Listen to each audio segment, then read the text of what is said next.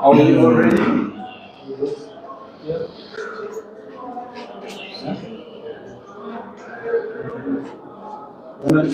I think you just drank this one. Yeah. Yes. I think we can. SABC will wait for you. Oh, the mic. The mic is low. No, it's okay. Yeah. It's critical. It's critical.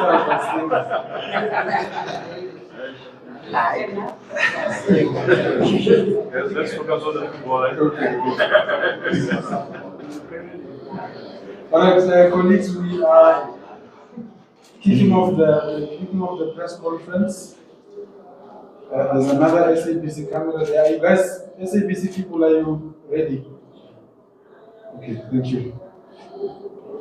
We are now joined for the second half of the press conference. We are joined by the home team coach, Clinton Larsen, who is also the champion coach. Coach, congratulations. Thank you. First of all, my initial question is just twofold. Just how are you feeling to be a champion once again, especially coming back to this venue and lifting the trophy, and then also your assessment of the 90 minutes. Sure. Yeah, firstly, I must congratulate Sundowns, for the work they're doing at the bar and for setting the bar so high for the rest of us to try and bridge. So congratulations to Coach Mangoba, his technical team and the club and players for the amazing football they're dishing out on a weekly basis. Always special to come back to my second home. I had 2 spells here with Celtics and some of the best supporters in the land or from this area. So it's always a pleasure to come and play in front of them. It's an honor. And deja vu, isn't it? 2012, nobody gave us a chance. We done it. This was a fairy tale story, this little team from Molechi, Polokwane. People were talking about 4, 5, and 6 nulls today. But I was quietly confident that our team could be a lot more competitive than that. And, going into the game, the first half, the whole intention was we knew we were going to see probably 30 to 35% of the ball. But our aim was to go into the break without conceding. And that didn't happen. And when Elvis Chipazeza went down with a knock, that's exactly what I discussed with my centre halves. Those penetrating passes to the feet of Reyners as well as Shalulile was starting to look dangerous, and that's exactly how we conceded. So that was very disappointing, not going into the break level. The other 2 chances were strikes from outside the box, which is what we wanted. No combination play to break us down. Both shots were from outside the box. The first one, Elvis made a good save to his left. The second one from Mokoena was tipped over. It was straight at him. And the third chance went in. But at half-time, we had to change things. People may say, why didn't you start that way?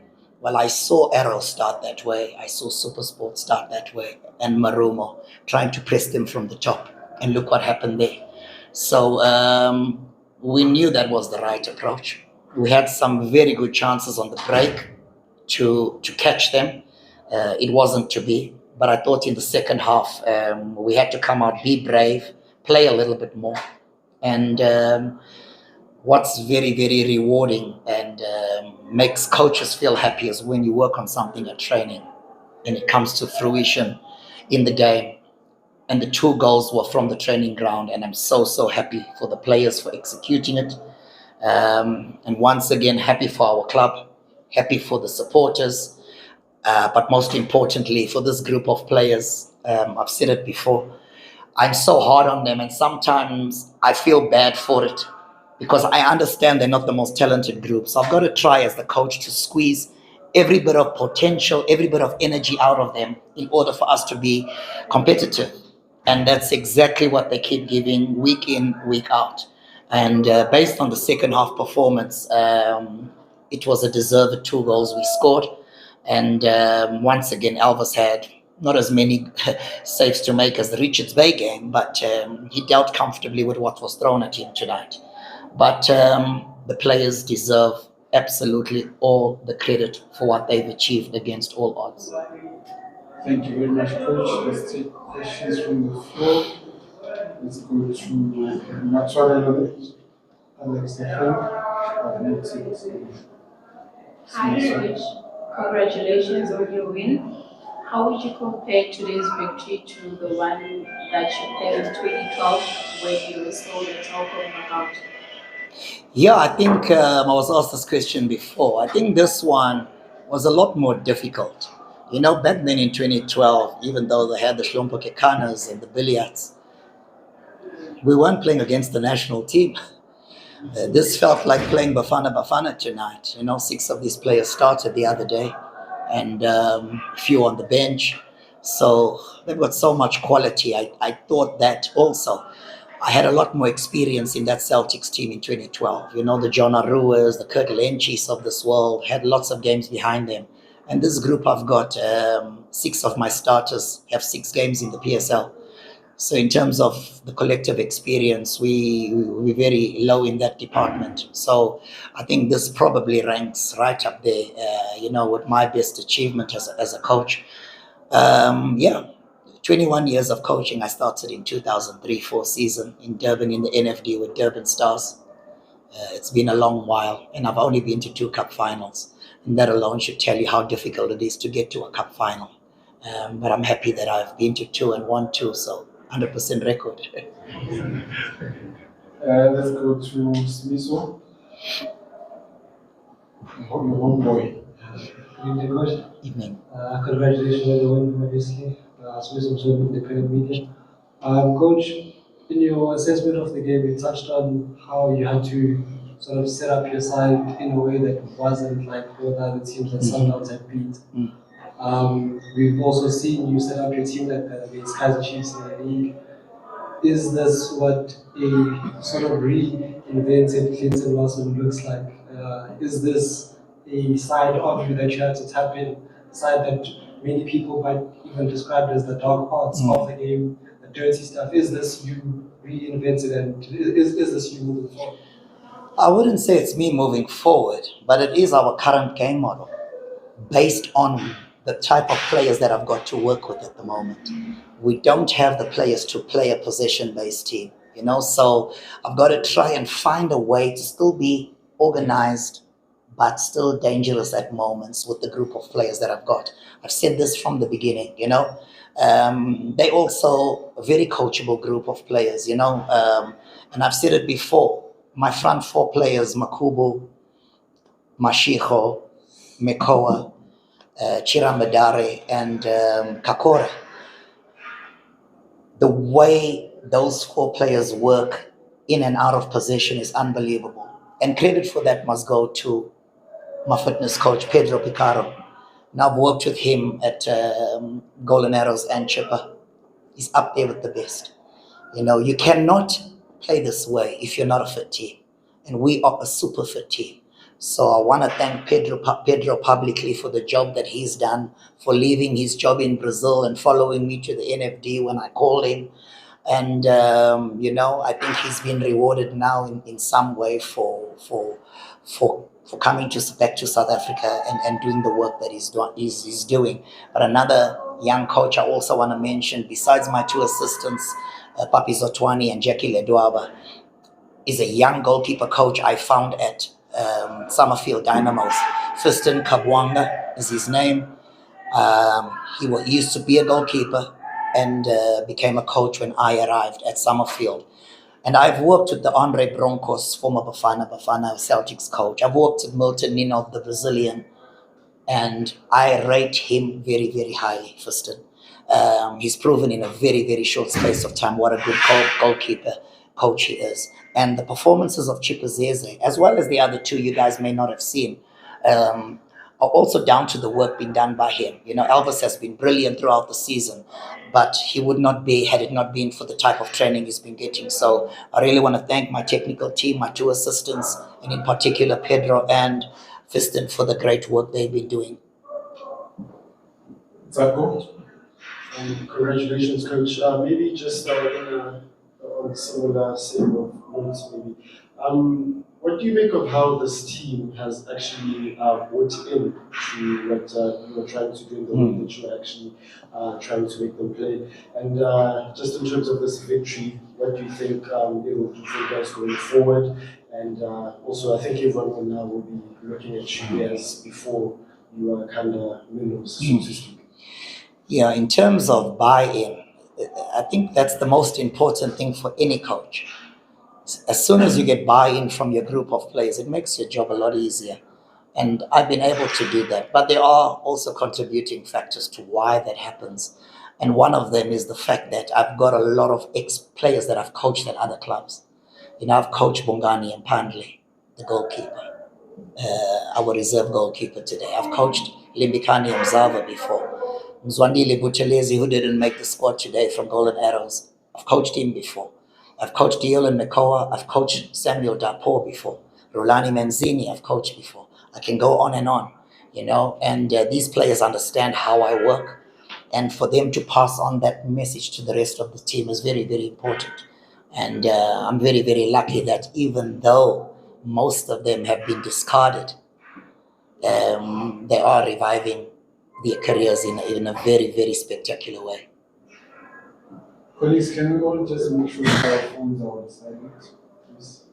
Sorry, maybe just what this will do now. Sure. Yeah, in terms of what this means for the club, I keep saying every victory builds confidence. It builds self-belief. And we've been doing that since Golden Arrows when we got our first win in the league. Immediately the players started to think to themselves, hey, we belong here. We can compete here. And we followed that up with a away point against star-studded Cape Town City team, followed that up with a win at Pirates, and with each game, it's now 8 games unbeaten.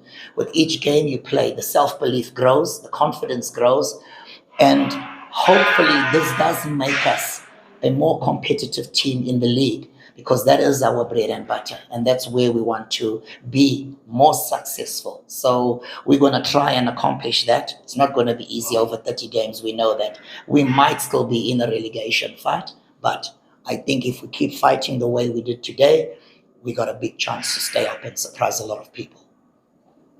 Quick one from Atleti. Good evening, Coach. You have touched a little bit on Ginger, somebody who played professional football for a decade and has made a lot of contribution to our football, that kind of thing. Today was actually his first cup final appearance. Yeah. He never got to get to a cup final as a player, and he wins it for the first time as a coach. He's somebody that you trust a lot and you work with very closely. Just a little bit more on him and what he means to you. Yes. Yeah, I think Coach Papi, I worked with him at Golden Arrows when I was there for 3 years at Golden Arrows. He was one of my DDC coaches, along with Vilakazi Kano. And, I saw the talent in him then. And then when I was at Summerfield Dynamos, Papi started coaching in the NFD with Utongati. We played them in the league. We played them in the Nedbank. Sorry, not in the league, in friendly games. We played them in the Nedbank Cup as well. And we actually beat them and got to the quarterfinals where Sundowns gave us a good walloping.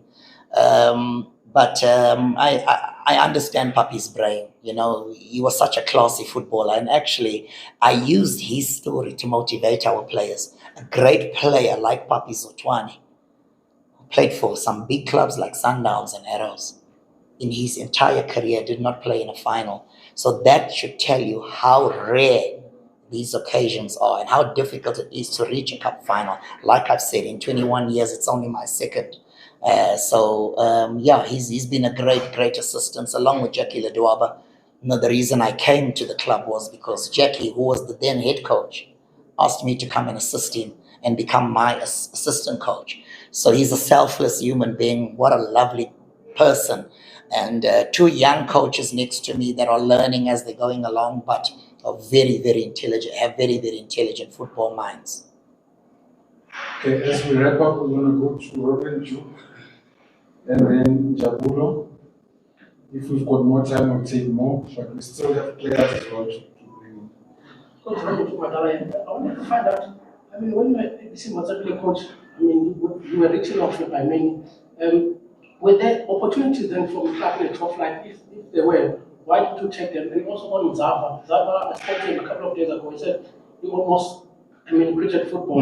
I mean, what have you done to him and other guys who are reaching out to say this is your last chapter and then make a use of it? Yeah, depends who you ask if I was written off. I mean, Summerfield didn't write me off. They gave me an opportunity.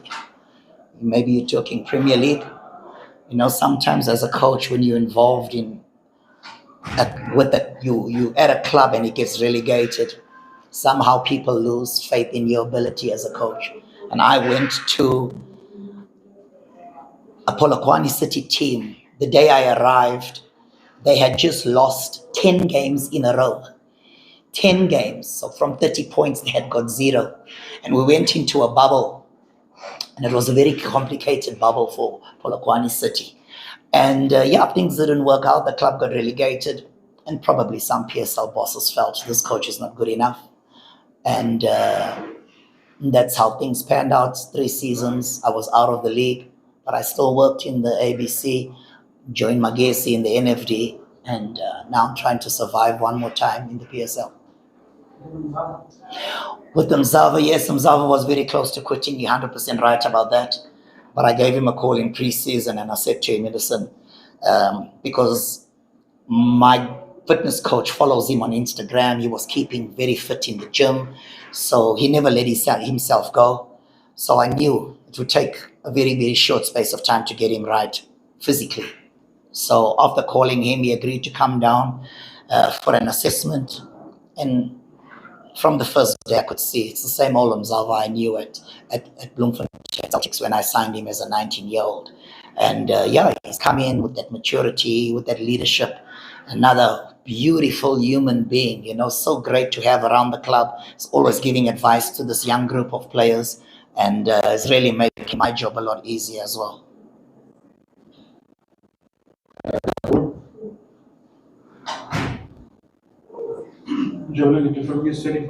Coach, when the second goal came, you sat and moved in the bench for a very long time. What was going through your mind in that period? And in performances like this, we've seen a number of so-called small teams play like this with this hard resolve, but it's not a performance that they consistently show, even when they play against team on their level. How then do you ensure that you're able to translate this and not just be the ones off when you play against the so-called big guys, but you keep them stay?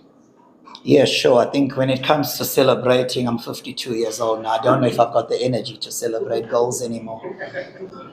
Probably will pull my hamstring if I sprint like Steve Compella done to the corner flag. So listen. I think for me,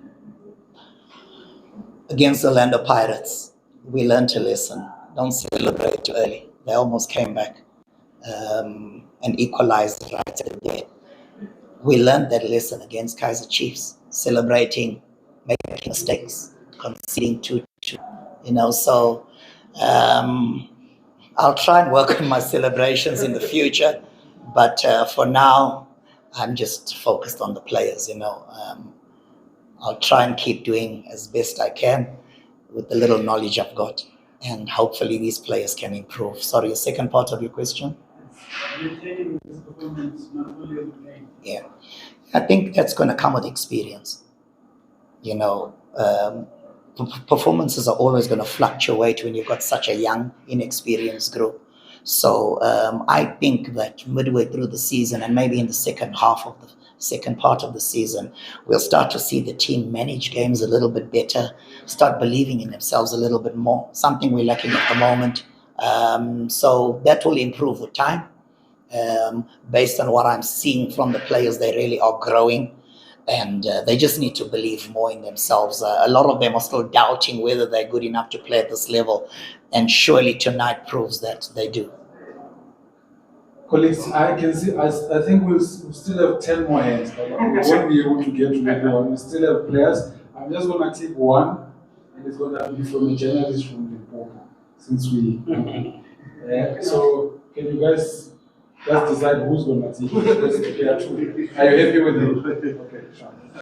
Coach Clifford Coach, when he came to Magesi, the whole plan was to, make sure they don't go down. How would you describe the turnaround that, you brought to the club, especially looking at the 2024, from promotion to also winning the Cullinan? Yeah, it wasn't easy when I arrived at the club. I think they had lost 6-0 to JDR, if I'm not mistaken, a week before I arrived. So, they were panicking. And a young coach like Jackie Ledwaba was feeling a little bit of pressure. Yes, in that first half of the season when I joined, it was all about stability. And in the second half, I really had a strong feeling that we could push because we brought in a few key players like Mikoa, like Dapo, Motsi Matima is another one. He's played a lot of games. Wonderboy Makubu. And I knew that with this group of players and the players that had promoted the team from the ABC Motsepe League, we could put together a strong team. That is a promotion league. It's not a league to count your passes. And we had a few teams that were counting their passes in the NFD, and we were trying to score as many goals as we could to win matches. And I think that plan worked for us. We were very direct. We scored 42, maybe 44 goals, I'm not sure. And we were very tight at the back with 12 clean sheets. So it was a very, very simple plan. Try and win games as quickly as possible and defend the lead. Simple plan worked for us. Found ourselves in the PSL. And yeah, like I said, unfortunately, it was a tough window for us. All the players that we had targeted initially, we couldn't get. Mostly because their salary bracket was way out of what we could afford as a club. So we had to revise our recruitment strategy. And we then looked at players that were available. I had seen Delano Abrams from Tuks playing in the playoffs against Richards Bay. Thought that he's a decent player, he could help us. Limbikani Mzava. Fortunately, we also managed to get Wonderboy on a loan again from Skekune. So once we got those players, I really thought that, with this group, we can start to at least be competitive, knowing that we weren't strong enough at the top end of the table. And it's still a lot of hard work ahead for us. We're the team with the poorest stats in the league, by the way. The stats show that. And but there's something the stats don't show. Is the attitude and the work rate and the work ethic of the team. Stats don't show that. They'll show we've got less possession. They'll show we've got more goals, shots at our goal. They'll show we lose the ball in our half, in the opponent's half. They'll show all that. But nobody works harder than the Magesi players. And just because of that, I think we can compete. Thank you, colleagues. Thank you very much, Coach. That's a pleasure.